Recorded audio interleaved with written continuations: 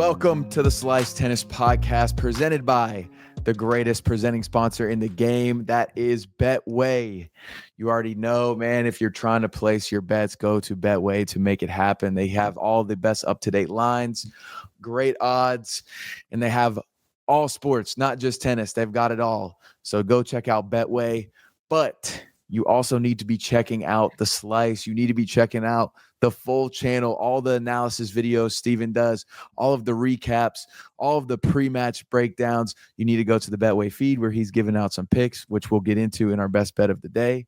But in this episode, we're going to be talking about our weeks, of course, the upcoming tournaments. We got a Tsitsipas Racquet change going on that Steven's been fighting some people on Twitter a little bit, and I'm with him. He's gonna spit some knowledge on us in the racket game because me personally, I'm not as well versed in it, so I need some of the coaching. We're going to talk Golden Slam versus Middle Eastern Swing. We got some awesome tournaments obviously coming up. Steve and I will be in Miami. We had amazing tournaments in South America and Brazil and Argentina. We'll get into all that. The American, Reilly Opelka, he was making some headlines for his comments on doubles players. We'll talk about that. And, of course, we're going to get to the comments from last week's episode. Shout out to everybody that was commenting. We love looking through it. We love all the good, bad, positive, funny, not funny. We appreciate them all. And yes, we are excited for this episode today. And that was a mouthful. Hey, JP. What's that? That was a mouthful. That was a mouthful. We got a lot going on. We got a lot going on in this episode. I got a lot going on, and I'm a little bit frazzled by one of the topics that is in the bullet point under your week that we'll get into after the best bet of the day, which is presented by Betway. Hit an ace with Betway and get a free bet up to $200 if your first bet loses, plus 50 bonus spins no matter the result. Scan the QR code on the screen or click on the link in the details section to create an account and redeem your welcome offer. Offer is only available for new customers. Terms and conditions apply. Offer not available in Ontario. Must be 18 and up. Please play responsibly. Before you give us the best bet of the day, if you follow the Slice, you saw Steven's post. He said we were texting about Tsitsipas's match for Sonego, and you want to break down how this text thread went? Well, JP, being a great, I would say like a scout in the field, he actually saw us when he goes, yo, Sonego and Tsitsipas, they got Sonego at, what'd you say? I think it was like plus 135 or something. Yeah. I could look it up. But yeah, you said, wait, here it is. They said, yeah, plus 145. Sorry, that was quick. And I was like, yeah, let me look at that. And what was your reason for saying that from your perspective? I felt Tsitsipas. I'm like, he's on a bad streak right now. And I see some plus odds. And I'm like it. Anytime I see plus odds that I feel confident in, I want to make the wager. So I'm like, let me just run it by Steven first. He's known to get on streaks. So I sent it to you. You reply back. What did you reply back?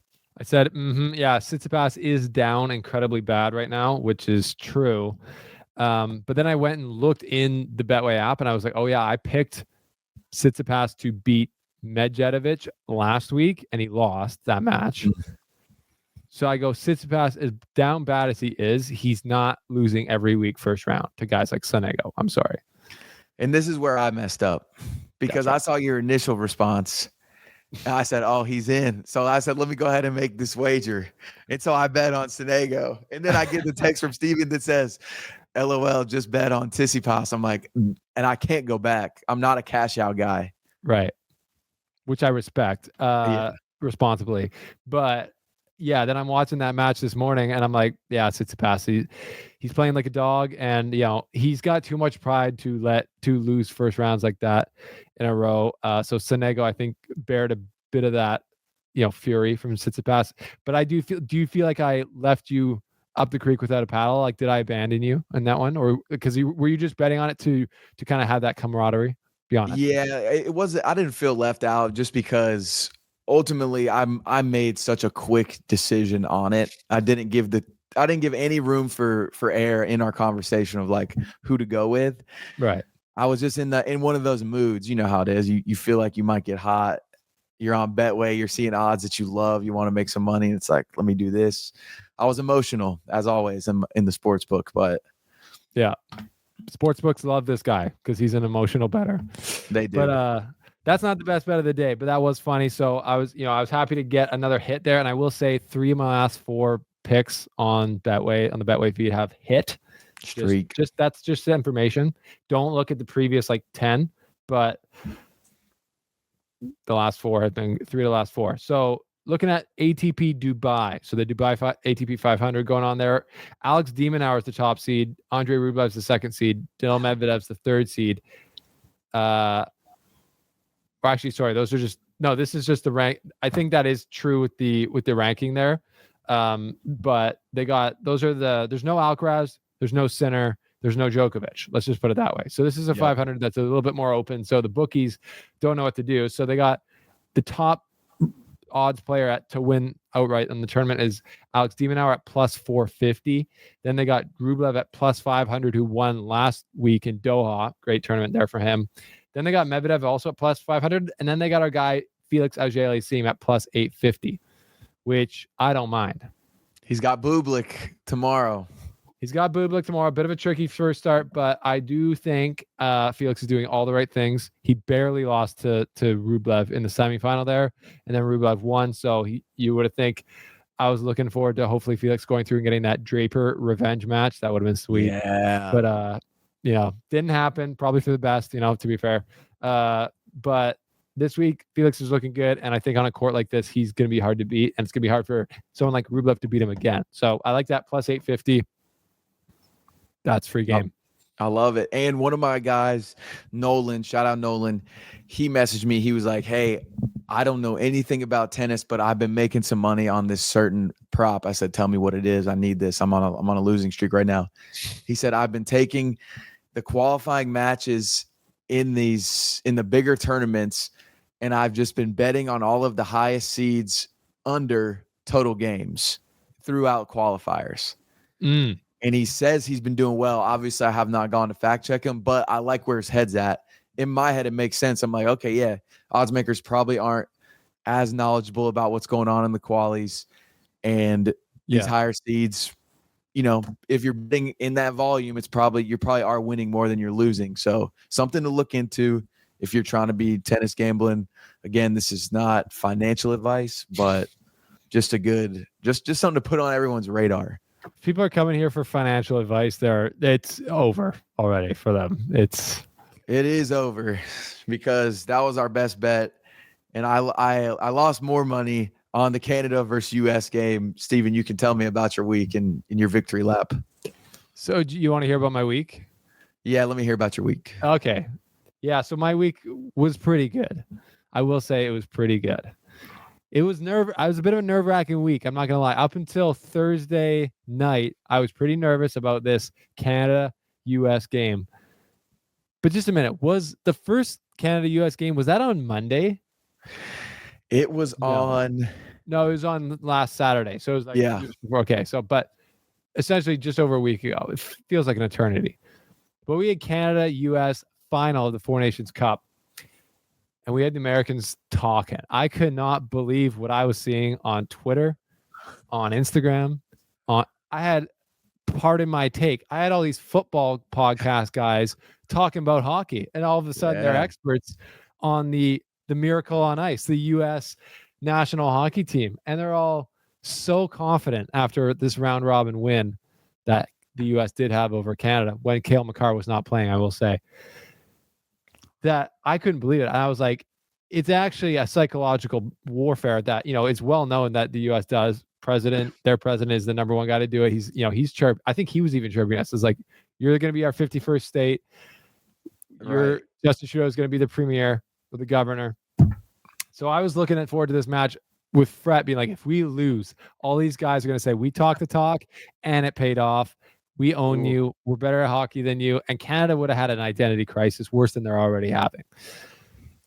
But there's always, in the sermons on Sunday morning, there's always like, but then. Right.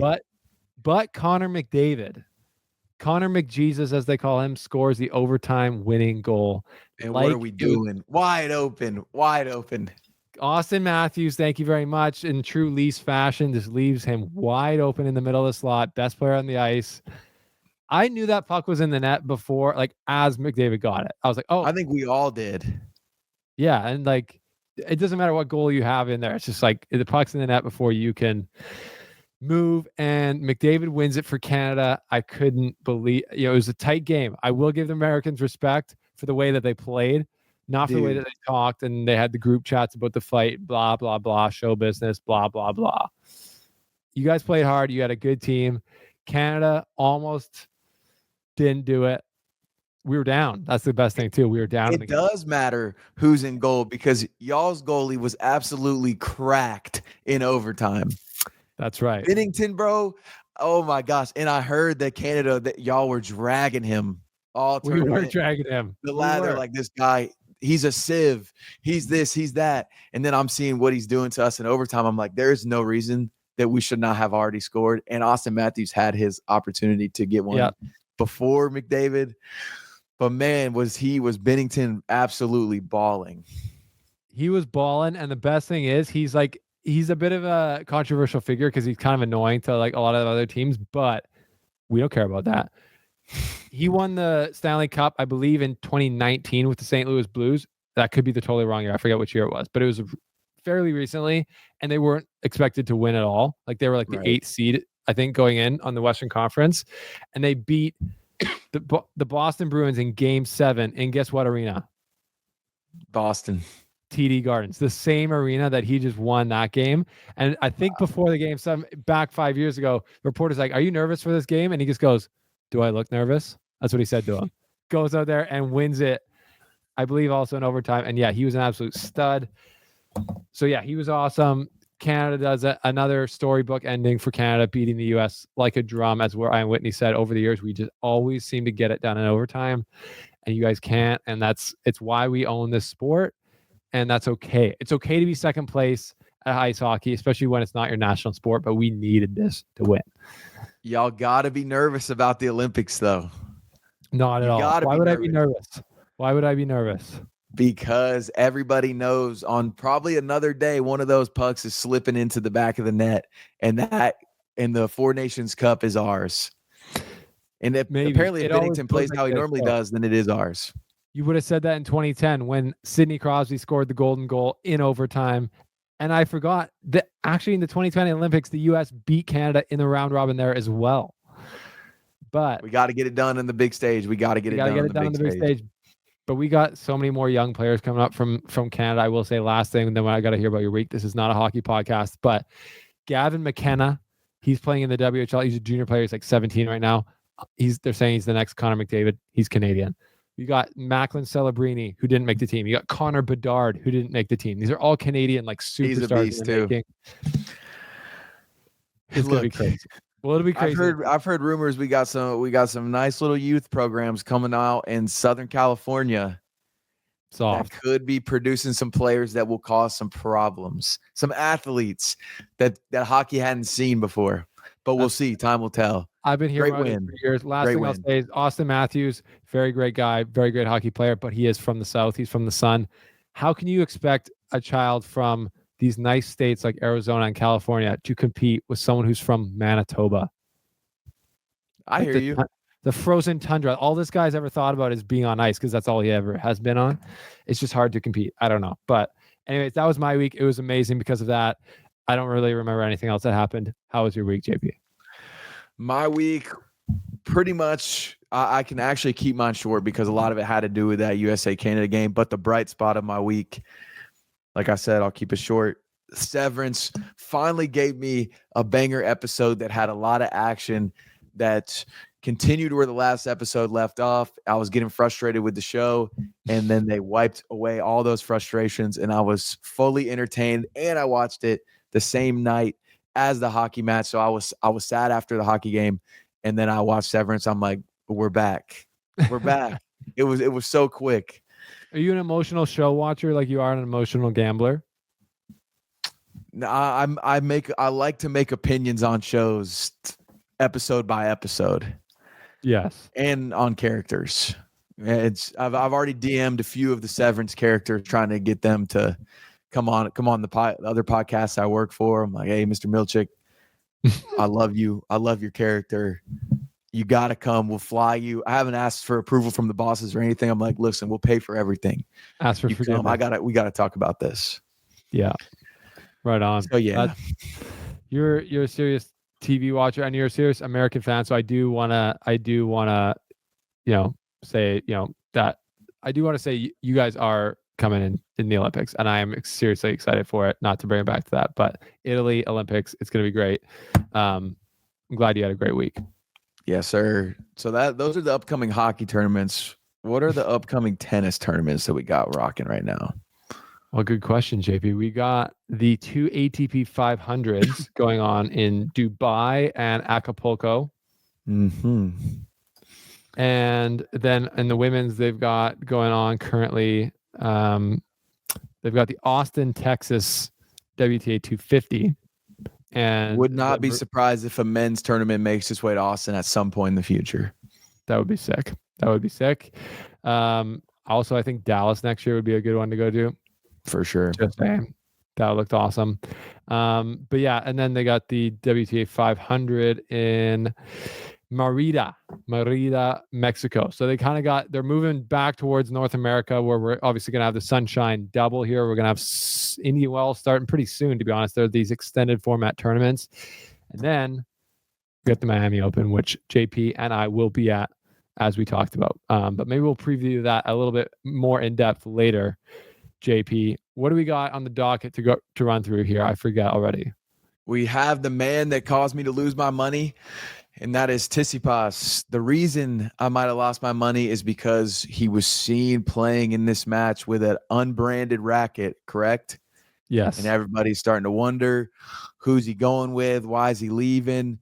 Steven had an idea as to why Tsitsipas is testing out some new rackets. And Tsitsipas, I believe, came out and said the tournaments, the courts, the balls have changed, and I just feel like I need to figure something out different. Yeah, and that's pretty much what has happened. The balls have gotten slower, and that has affected his, that's been part of the reason that I think he talks about his game declining. So I was trying to figure out today what racket he was using just by looking at counting the strings. It looks like a 16 by 20 string pattern. And a lot of people online are saying that it looks like a Babolat Pure Arrow, a 98 square inch or 100, probably a 98 square inch. And it's essentially the same racket that Alcaraz Felix uses. And that racket has more power and more pop than a Wilson, especially the Wilson he was using. The Wilsons in general, I would say, and this is what I said online, from my experience, have been rackets that have amazing feel and give you amazing control of the ball, but they don't have as much power as other rackets in general. Obviously, there's different types of Wilsons, but I think it's kind of true across the board. So for me, I've kind of thought this, and I've seen other players switch away from Wilson to something like a Yonex. Tommy Paul is a great example. He went from Wilson to Yonex, and his coach Brad Stein literally told me that immediately he started hitting like way more aces in his matches. He has bigger and more power off every wing, and I've seen that. So for a guy like Tsitsipas, I got into it with someone on Twitter today saying he should switch away from Wilson to either a Yonex or a Babolat, and then it looks like it might be the Babolat because he needs more pop in his game. Because to me, his game's always been about power, right? About how big his game is, and the whole point is that these heavier balls have reduced that for him. His power has dropped literally, and so these other guys who maybe then it gives them more of a chance to be on the offensive against him and get him pinned down. But he's the guy who needs to be hurting opponents with his spin and his power and the pop in his game. He doesn't need a racket that's going to help give him a bunch of extra feel or control.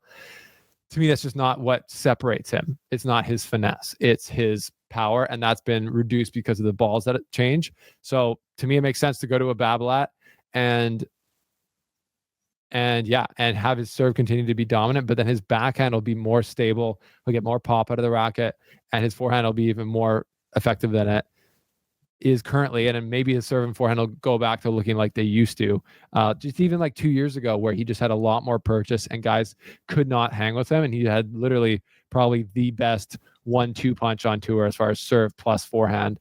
but that's really just been dialed back. It seems like these fluffier, heavier balls. So I think that's the reason he's making this change. And yeah, I do believe it's a Babolat arrow, pure arrow. But we'll wait and see, because it still had the Wilson stencil on there. So he's still paid by Wilson to be a racket sponsor. But these guys, they need to figure out what works for their game, and they'll happily drop a sponsor to get better results. So what makes the Babolat, like, why does it give you more power? Like, what's the technology behind it? Well, it's I don't even, the technology is all, I think, a lot of marketing essentially, but it's like the more powerful rackets are stiffer rackets in general.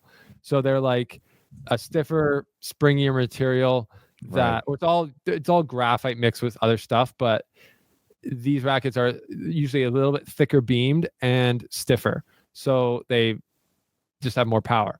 The ones that are a softer material have a little bit more flex and give. You can feel the ball in your racket more, and you have a better control, and they're not as powerful. So like if you have, so this guy on Twitter was saying like all these powerful players use Wilson. I'm like, that doesn't prove anything. They have power naturally, so that's why they're using a racket that gives them more control and feel, because they can generate the power by themselves. They can generate the power with a ping pong paddle. They don't need a racket that's going to give them power. Tsitsipas can generate power, obviously, but he's not as strong, and he has a one-handed backhand, which is a huge part of it. So he needs a little bit more help with these heavier balls, and that's kind of the difference. And anyone who's like a hardcore racket nerd can debate me on those points in the section below, and maybe we'll bring one on. But I'm pretty confident, because I've also played with all these rackets like Wilson's. Like it's like milky smooth in your hand. Like they're awesome to play with. So a lot of guys are comfortable, but it's not a good feeling to get outpowered from the baseline. And we've seen a lot of guys switch from Wilson to other brands because of that. Good deal. Wilson, do you want to sponsor the slice? Yeah. It's going to be interesting to see if he can keep this little form going. I know he got, I also, not to just keep bringing up the bet versus Sonego, but after I placed the bet and I have my no cash out policy, I looked up their head-to-head. Tsitsipas, of course, has beaten him. He's 3-0 against him head-to-head, which in tennis terms, if you're 3-0, you're their daddy. So not great by me, but hopefully he does, because it's fun. 3-0 is not that bad. Imagine, like, I don't even know what Djokovic would be considered for Monfils at this point. If 3-0 makes you someone's daddy, like, what is Djokovic to Monfils? Djokovic, he might as well own the estate, the Monfils estate. Anytime Monfils wins, he has to pay a percentage to Djokovic. Yeah, that's bad. There's a lot of other rivalries like that. Like I think Federer versus Ferrer was one. Djokovic has a bunch of people on his list. It's crazy. Yeah. Next up, we got the Golden Slam versus the Middle Eastern Swing. It kind of doesn't make sense, so maybe we can try to make it make sense, because everything that's been happening over on our continent has honestly seemed like fireworks from every single tournament. Yeah. Whether it was Dallas, Del Rey had some awesome matches, South America had awesome matches, and then you go to Middle Eastern Swing. Shout out Mira Andreeva for winning as a 17-year-old. Crazy. But you look at the run, and it's like not a lot of people. Okay, she beat Rybakina.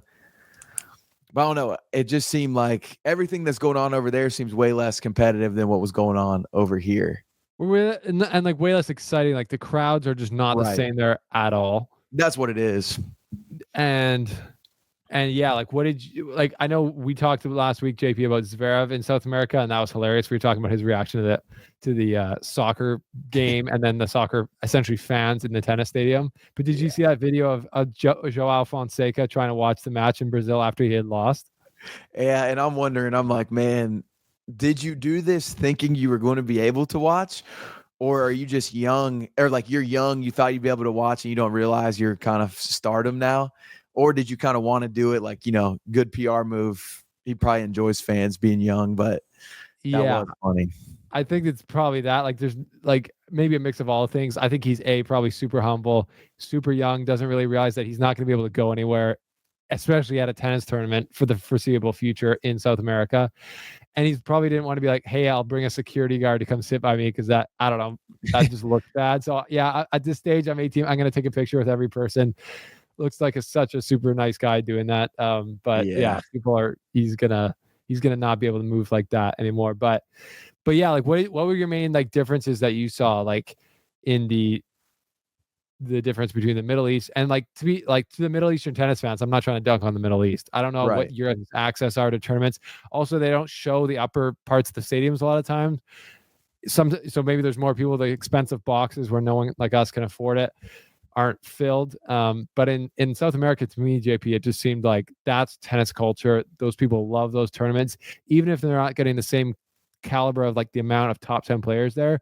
Those culture that those crowds and the atmosphere surrounding them is just so much more elite than you see for honestly most of the tour. Yeah, I think if you're the ATP, WTA, I guess mainly ATP because they're the only ones over there. But when you're going to make your highlight video to preview the upcoming season, it's like the 2026 ATP Tour trailer. Where are you going to be pulling these clips from? Majority of those clips are coming from places like Brazil and Argentina, where there's all the energy, all the excitement that makes people excited about tennis. The tournaments in Dubai, it doesn't make you excited about tennis. You have to truly be a fan of one of those single players if you're going to be invested in it. Whereas the other tournaments, you could just like tennis, want to be around energy, want to be around excitement, and you're going to tune into those matches. So I think they should look at it with that lens of like, what are we going to be putting into a promo of tennis the following year? And maybe that's where we start pushing our best players and everything. Absolutely. Yeah. No, I love that. Yeah. The people in the South America, they just show up because they're fans of the tennis. And like tennis fans globally do that. But yeah, for me, like I was watching Doha because I was like, oh, our guy Felix is playing, but it's hard to figure out when that time zone is going on. Yeah. And yeah, they had great tennis on the hard courts there, but yeah, just not the same amount of hype or crowd. And we love that.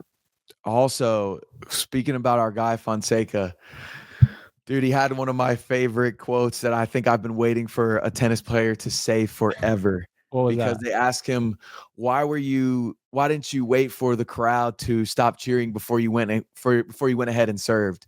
He was like, the only way I could get them to be quiet was if I just went ahead and served and won that point. Like that was the best way to go about it. And I'm like, finally, a dude that's just out here can play with all the noise and accepts it and is just about it. Like, oh, if I want to shut him up, I need to win the point. Yeah. Like that's so refreshing. Super refreshing. And yeah, even just start the point. Like everyone's gonna be, oh, I guess they're playing. I'm gonna stop just like screaming for no reason. Exactly. Yeah, he seems like I love the youth. I love how they haven't had enough time to like get, too much brain damage from being in tennis for too long. So they still have like these like kind of like untainted personalities, and they're just like, this is just who I am. He's like he was like he even caught a lot of flack for being like, they're like, who's the greatest of all time? It's like on paper it's probably Djokovic, but in reality it's Federer. Right. It's like, whoa. He's not political at all. He's just like, this is what I think. Yeah, it's like it reminded me of Anthony Edwards when they're asking him like who's your favorite player of all time? Like he's like, oh, Kevin Durant all day. Like that's my favorite player. Everybody knows that. And it's like Kevin Durant is not really in the mix of the GOATs, but Anthony Edwards has that sort of mentality. He's one of the stars of the league. So yeah, it's cool. And Anthony Edwards thinks that he could probably compete with Fonseca. So I think Anthony Edwards could be the next Jimmy Butler, and him being the next NBA player that like kind of gets into tennis and goes to the matches and kind of embraces it. Is that because Anthony Edwards is super confident? Like he just thinks he can do anything? Yeah. He's like, baseball, I would have been in the MLB had I kept playing.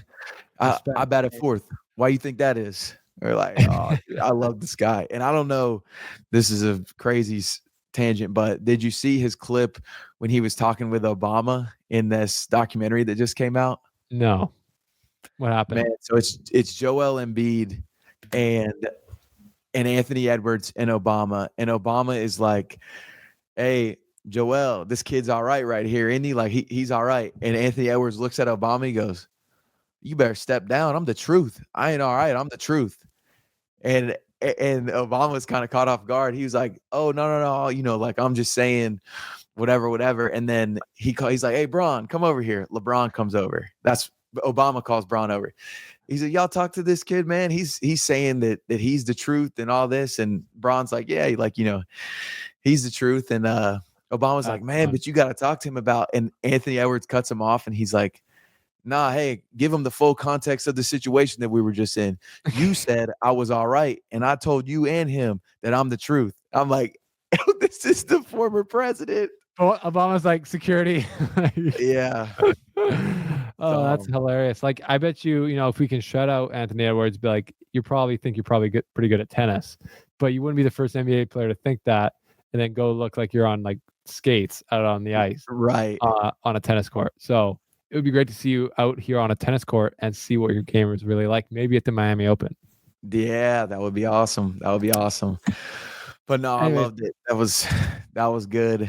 And then next, Reilly Opelka taking random crazy strays, I feel like sort of out of nowhere at the doubles players, the doubles side of the tour, basically saying we need to get rid of doubles. And then he goes in his Instagram bio and changes it to like watch more double, or like hashtag watch doubles or something. Yeah. So what do you kind of make of Reilly's recent statements? Well, he's been on the anti-doubles train for a long time. Like, he's been saying that, they essentially clog up the tournaments. They make scheduling a nightmare. They take up resources like physios, et cetera, and they don't sell any tickets, which for the large part is, I would say, all that stuff kind of is true. Like, it is like doubles is subsidized by the singles, and it's part of tennis history though. Like, doubles is part of the tennis history and the tennis culture, that a lot of people play doubles recreationally. Like, way more people probably play doubles recreationally than singles, because it's just a more community, and especially as you get older, it's just more like community orientated. But he's been on this train for a long time, and he just like, it's like, it's not going to help Opelka's popularity. Probably he doesn't care about that. And then the funny thing is, like, my question back to him was, well, does Reilly Opelka sell any tickets? Probably not really. Yeah. And he might not really. Yeah, he might even address like the serve bot thing and kind of like explained it how we would guess he would have, just like, yeah, I'm a serve bot, I get it, yada yada, like, but singles players do sell. But I guess my thing is just, I don't know, like, if you're Reilly, like, what do you gain from putting this out there, other than, I guess, just like spark some conversation and some Twitter stuff going?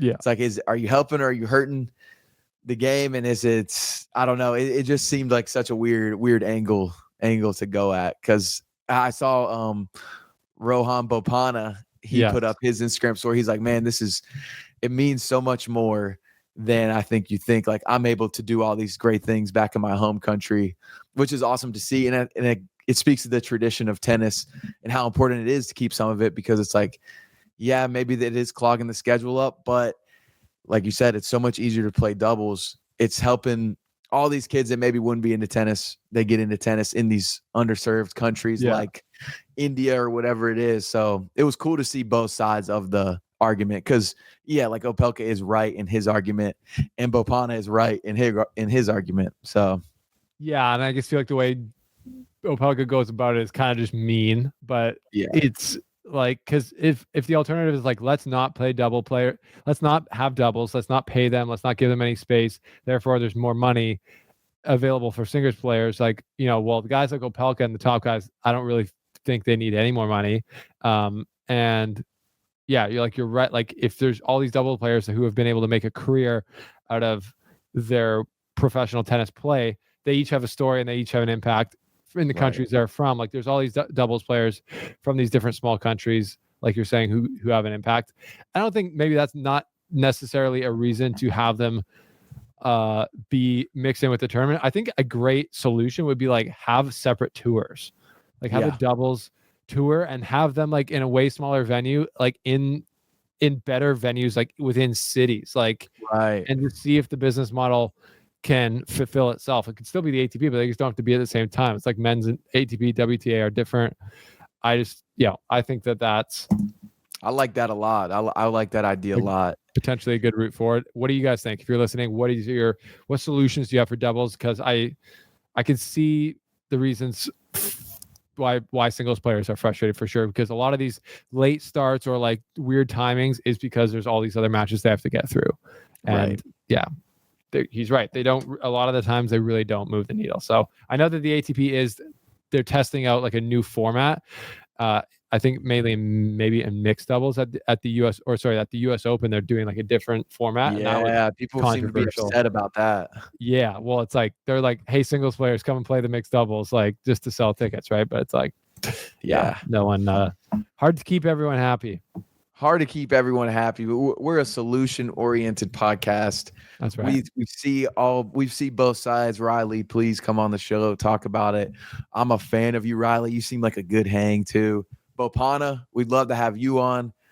Any double specialist, any single specialist, open invite to talk all things doubles and singles. Yeah. We will be seeing some doubles and singles action at the Miami Open, which you and I will both be at. And this is so important for the listeners to know because we've been getting some positive love in the comments the last few episodes. A few people saying they would love to meet us, all these things. Guys, I'm with you in those comments. I would love to meet Steven. I've never met Steven in my whole entire life. And at the Miami Open, I'm going to get to meet Steven in person and give him a proper dap hug. And I can't wait. Maybe we'll have to film like our first actual dap hug. I don't know where it'll be. It might be at the hotel, might be at the airport. I don't know, but we'll get our cameraman, our second cameraman to do that. But yeah, we're excited to be at the Miami Open this year. That is confirmed. We've said a bunch of different things. I thought I was going to be at Indian Wells, but we will no longer be there. In the past, I've talked about the problems we have with that tournament, or they more like they have with us. So we're not going to be there this year, hopefully next year. But we will be in Miami with our sponsor, Betway. So they're bringing us out. They're a huge sponsor of the Miami Open. They help put that on. And we're going to be there getting good content, doing interviews with players, doing shows from the grounds. We're going to be doing our podcast from the ground in Miami. And yeah, I cannot wait. It's going to be awesome. What we need the people watching to do, we need you guys in the comments to let us know what kind of content you want. Obviously, we're going to cover the basis. We're going to get you all some footage from the practices. We're going to get you the interviews, the clips and everything. But what else? What kind of questions do you want to hear us ask? Maybe do you want to see a certain part of the tournament that you don't get to see on TV? Let us know in the comments, and we will do our best to make it happen. We need the ideas. The show doesn't roll without you guys, and it's better when everybody is involved in it. We do need the ideas. We're going to be doing content planning. In the past, there was actually an iconic clip from Miami 2019 when I was there, and I wish I could just play it right now. Maybe I'll find it I don't want to put the pressure on him like that, but you've seen it before. I'm interviewing this guy in Miami. I was asking everyone who's the favorite to win Miami that year. I think people are saying different things. I also asked a bunch of different questions, and I asked this one guy I was like, who's going to win the tournament this year? And he's like, what? I'm like, I think I said back to him, I was like, tennis. He's like, yeah, I love it. He's in this like broken English. It was like the funniest thing ever. He's like, tennis. Yes, I love it. I'm like, yeah, he's here at the Miami Open because he loves tennis. Maybe we'll find him again. I don't know. Yes, but no, I'm excited. What is the what players outside of the Canadians are you most looking forward to seeing in Miami? I think Alcaraz for sure. It has to be. For me, it's Alcaraz. He's Spanish, obviously, so the Latino community down there is going to be going buck wild for him. And Joao Fonseca that actually might be my number one because I've been around Alcaraz before. I've interviewed him and been in his space. But Fonseca is going to be crazy to see. I think we're going to have some good content with fans. We'll go find some Brazilian fans and ask them about Fonseca. Things like this. His practice court sessions will be crazy. And with our credential, we should have like access to those around the back end, which will be sweet. So for me, it's Fonseca and Alcaraz. How about you? Ooh, man. You're allowed to say the same people. I'm allowed to say who? You're allowed to say Fonseca as well. I feel like I said two people.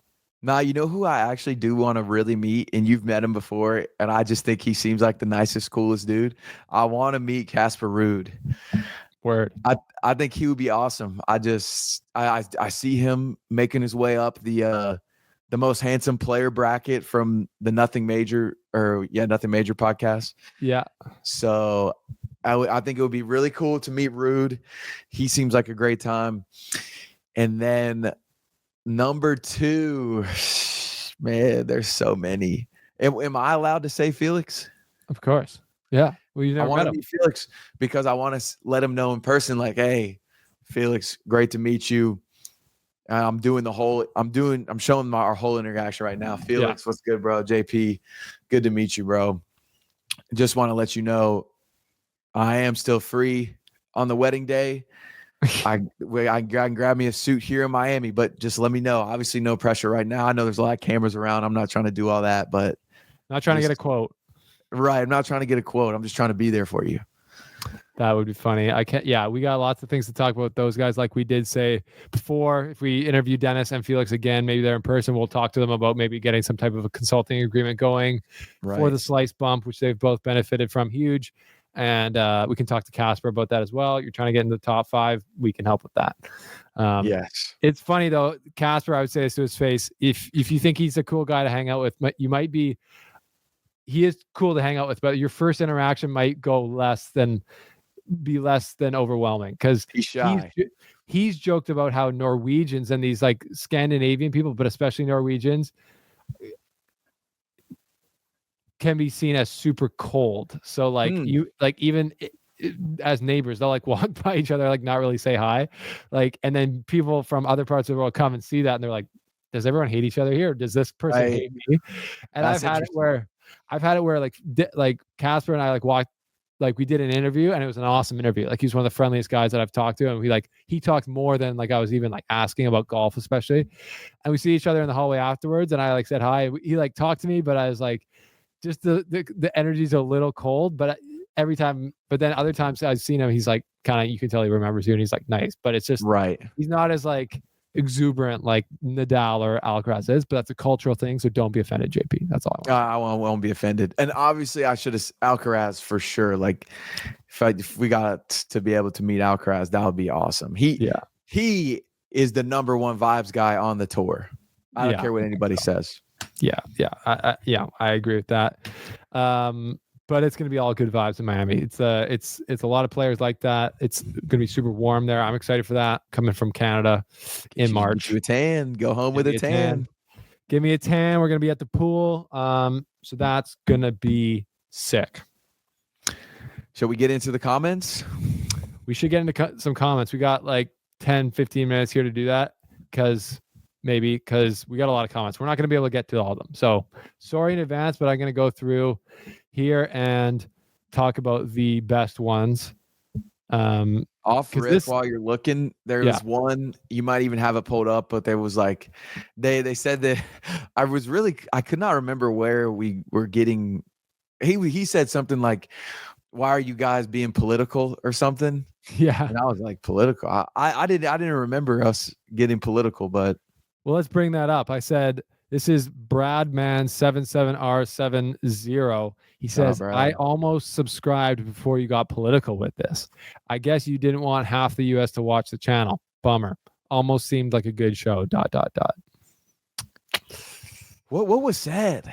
I think we maybe showed some type of like being okay with Trump or like being playing it like the 51st state thing. Yeah, something like that. Like we didn't hate Trump or want him to die or something, and then like therefore thinks we're like huge Trumpers and like in my opinion, he got very political with this. We probably didn't. We were actually just probably talking about making jokes about both candidates, But I really don't. I don't. Maybe it was about Canada more. I couldn't get a read on it. And nothing was jumping off the top of my head. So, Brad, subscribe.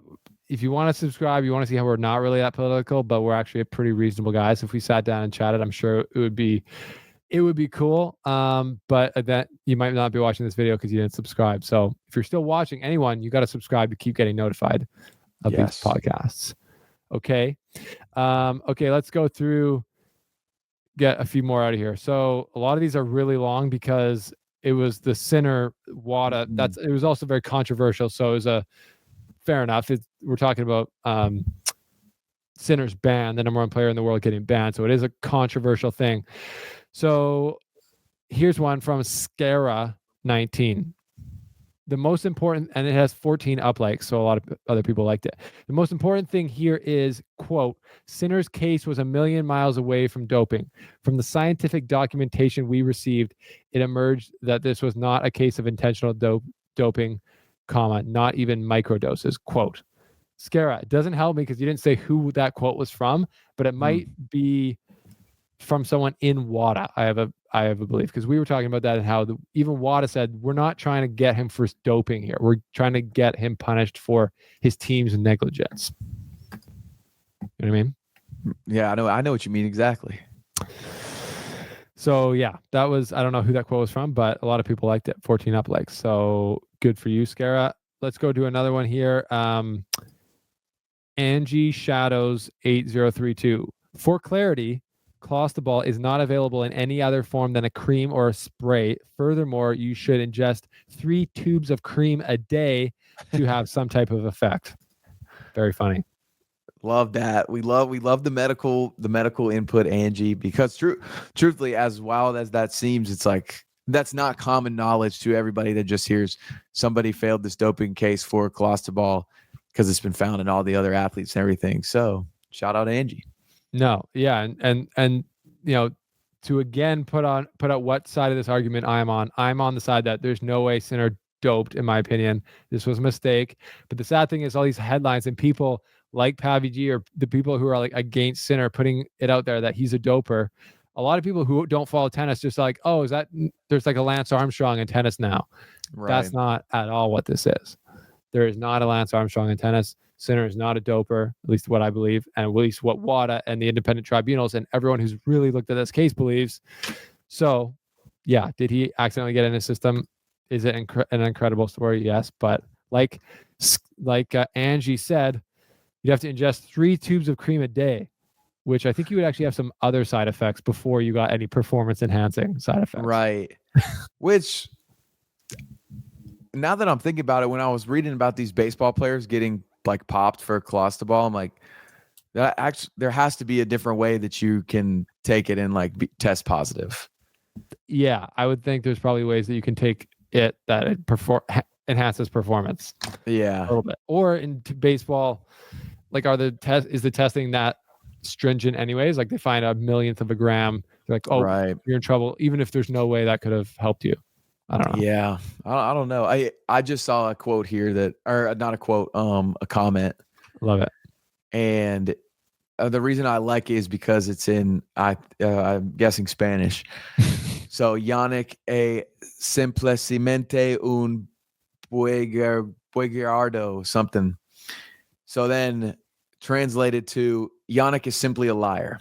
And then it was replied to, I won't even try to read this, but it was in that same language. And then the reply was from Chia Rag 7633.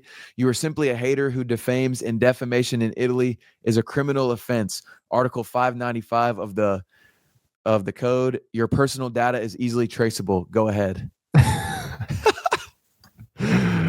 Things are getting crazy. I mean, my man wants to talk about political. That's political. He's like, yeah you're about to get papers arrested. in the comments. He's like quoting the Italian penal code.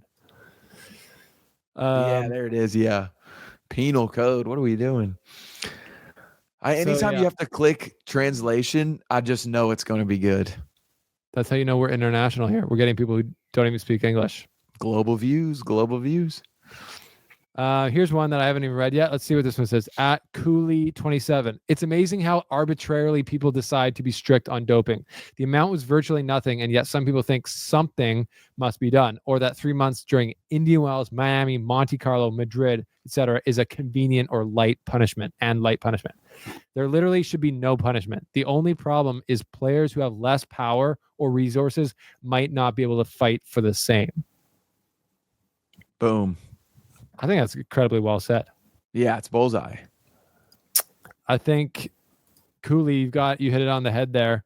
Like people have been saying, why isn't it the same process for every case? Well, cases aren't always the same, but in general, I think if you actually went in and read the processes that are followed, which no one really does, it is every player does have the same opportunity. if they followed it and they had the resources to. Like, the whole thing is that Sinner's the #1 player in the world. He has big law firms doing his bidding for him. So he got the best. He navigated this process that might not be perfect, the best that it could be done. But even still, like, as Cooley's saying here, he had to take a 3-month ban for something that was clearly unintentional. And that's not. And what I actually read in the BBC is they interviewed Sinner's lawyer. I don't know if you saw this, JP, but Sinner's lawyer, who's this bigwig guy from the firm, he said Sinner didn't want to take any agreement to this. He didn't want to settle at all. But as Sinner's lawyer, he advised him that, yeah, I know you don't want to settle, and I know that you'll probably win, but in law, you don't want to go to court if you don't have to, because you never know what'll happen. All three of these judges could have been fighting with their lady in the morning, having a bad day, and they're like, you know what? We're going to put this skinny Italian talented millionaire tennis player out of the tour for 2 years, and then you're out for 2 years. So he's like, take the deal, 3 months, train up, get ready to go. So it's not like Sinner wanted to do this, and it's obviously a huge punishment for him, 3 months during these 4 big tournaments. He could definitely lose the #1 ranking because of this. So it's I thought it was a great comment. Yeah, that, and with the process, and again, it's another reason why people are frustrated just with the lack of transparency, because I saw people maybe on Twitter, they were just talking about how with Yemmer or one of the American tennis players, but they missed, one of their drug tests. So they had 3 misses in a row, and then they got suspended for 2 years. And it's like, when you looked into the weeds of, I can't remember if it was Yemmer or the other guy, but like, they were there for like the whole window. And then the guy showed up like in the last minute of the period, and he called him, hey, we're at your door. He didn't see his phone, and then the minute's over and it's a missed test, and it's like, how is this 2-year suspension for that bull crap drug tester coming in, the last? But I wonder if, like, so even some of these players, like, they just maybe don't have the same type of support that Sinner did. Like, so if they had hired Sinner's lawyers and they looked at that, do you not think that they could have shortened their sentence, or been like, hey, this is ridiculous, like, we're gonna sue you, or like, I don't know if that's how it works, but like, you could be like, let's reduce this, let's settle, we're gonna appeal your decision, etc. But some players will just sign something, like they'll be all right, or like then and they do it by themselves. So the transparency, I think, is like, nobody really knows what the process is, and that's probably what people like. They're like, we would all like to know exactly what the process is supposed to be. So it is annoying, and I think this is the last podcast we'll hopefully do about this. But anyways, I got a few more comments here that I think are good. Here's one more about Sinner, and then we got some nice ones. Big Bang Big says Sinner is innocent. It's just an unfortunate cross-contamination. People are just sad haters. WADA was going to change regulations in 2027 because of this useless contaminations that mean nothing. What do you like about that one? Big Bang. I think he's correct. It's just so weird. Like, the innocent term is just what kills it all. It's because, like, yes, he didn't take in a crazy amount. I just hate, like, I do want the trainer to be held more like publicly accountable than I feel like is happening, where it's all the eyes are on Sinner, of course. Yeah. I'm like, oh, like, hey, somebody did mess up in their team, and like, you cannot keep having this bull crap. But I do think he's right in that their majority of people are just mega haters of Sinner. And that is interesting about WADA going to change the regulations in 2027, because I'm sure this is a problem that happens with a lot of people. When in the Australian Open, they're saying they don't want to use spray for the ants because it could be a contamination of whatever drug. It's like, they have got to get rid of these rules. Yeah, it is way too crazy. Maybe let's just go into a lighter note here. We got a couple nice comments. We all love nice comments, right? So Lane777 says, another great episode. I've never been to a tournament in person, but I would love to meet the esteemed hosts of The Slice. If I do, I'd buy both of y'all a beer. Love from Texas. We have to go to Dallas. We got to go to Dallas. Lane, I'm sure you can make it to Dallas. Hopefully it's close enough. I mean, Texas is a big state, but you can make it to Dallas 2026. Let's all try and be there and be square, and we'll take you up, but maybe we'll buy the beers for you. We'll buy the beer for you because this comment means a lot. Sevens, lucky number sevens. That's right. Lucky number sevens. Geo Air Travel. He commented on the last one, and I think we replied to him. I forget what he said, but I think it wasn't negative or anything. It was just funny, I think. Another great pod, guys. 2 thumbs up. Thanks for reading my comment. You are welcome, sir. Let me say something about Geo Air Travel. Immediately when I'm reading his comment, because I have it pulled up right here, I see the 2 thumbs up emojis. I'm like, okay, solid. I like where we're headed. Then I see, thanks for reading my comment. And this is where he really sells it and brings it home, especially for me. I see a smiley face emoji. Then I see the glasses emoji with the smiley face. Then I see a heart emoji and then the Canadian flag. And that is the enthusiasm and passion that you can't teach. Like, you know that Correct. he or she goes throughout their days with enthusiasm and makes other people's lives better. Come on. Because they're bringing that kind of energy. So shout out to you, Geo Air Travel. Yeah, no, I love the 2 thumbs up, and yeah, they're I was looking at up into another. He responded to another comment where Lucia Ferrando P8K says, why wasn't Sinner's trainer Ferreira banned? He went straight to work for another player. The player is punished for his team's negligence, and the negligent one isn't. Crazy. Great point. But then Geo Air Travel just goes underneath. He goes 100, 2 thumbs up. And then he goes, been wondering and questioning the same, which is a very fair question, JP. I think that's kind of what you were alluding to earlier. Like, exactly. Sinner's not the guilty one here. Right. And man, Geo Air Travel, what a beast. Like, those are the best people in the comments. Yeah. And then underneath all of this, there's like all these questions. Yeah, there's like people talking about, I saw the word sex down underneath. I don't know what's going on. People are talking about how things get contaminated. That seems like a comment section down there that I don't want to get involved in. And I think that's enough comments for today, JP. But we do appreciate all of your guys' comments, and let us know your thoughts on what we talked about today. Sorry, what were you going to say, JP? Oh, no, you're good. I'm all good on the comments. I thought it was a great show. I'll let you continue wrapping it up. Yeah, like we had our thoughts on Opelka. Leave your thoughts down below. We are going to Miami. If you're going to be there, let us know.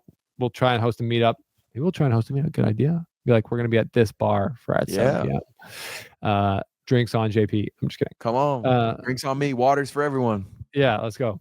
But yeah, we're at a good place here. And I don't know about you, JP, but I just love this part of the year. It's like Australia's done, the Golden Swing's done. We've got this great primer to the year of like all the players who are playing good, all the action that's going down. And then I don't know why, but I think it's because it's like our time zones kind of. Acapulco going down, good vibes down in Mexico. And then you go into Indian Wells, Miami, sunshine double. Vibes are incredibly high. And then you go into the clay, grass, and the tournaments. And then year's flying. But this is just a really good part of the calendar, I feel. It is, man. It's our moment, and we got to make the most of the moment when we're in Miami, and that's exactly what we plan on doing. So, guys, make sure you are subscribed, because we'll be feeding all of that content to this YouTube channel, to the Instagram page, to Twitter, everything. So make sure you're following, subscribing, commenting, and sharing. We appreciate you, and this is The Slice. This has been The Slice. Peace out.